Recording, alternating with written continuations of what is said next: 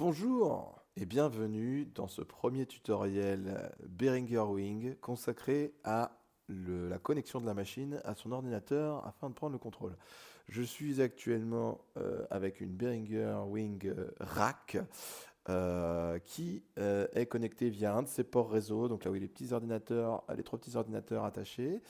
Donc un des deux connecté à un routeur, en l'occurrence mon Rutix Teltonika 10, un Rutix 10 Teltonika pardon, que je vous recommande vivement pour ses performances de Wi-Fi notamment. Et donc ce routeur est lui-même raccordé à mon PC fixe en RJ45.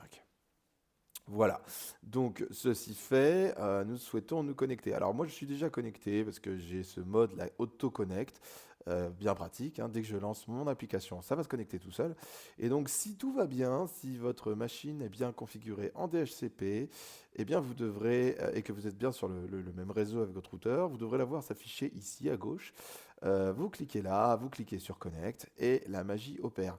Ce qui est important de regarder, c'est la 5 directions ici, si vous avez notamment l'auto-synchronisation. Il faut bien faire mixeur vers PC. À aucun moment vous allez vouloir que dès que vous vous connectez à une console, vous voulez écraser sa config avec la vôtre qui est sur votre ordinateur. Ça n'a aucun intérêt de faire ça. C'est surtout très dangereux. Voilà. Ne faites pas ça.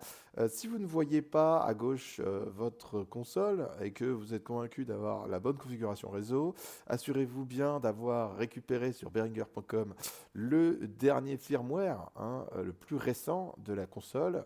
Vous pouvez le mettre à jour avec une clé USB. C'est-à-dire que d'ailleurs que comme ça qu'on peut faire. Il faut mettre le firmware sur la clé USB. Vous fourrez la clé USB dans le panneau avant et vous allez chercher dans le setup et vous mettez à jour.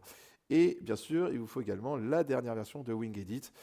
Sinon, en fonction du firmware, vous pouvez ne pas trouver la console ou alors il vous dira il vous faut une version plus récente du software pour pouvoir vous y connecter. Voilà, c'est tout pour la connexion.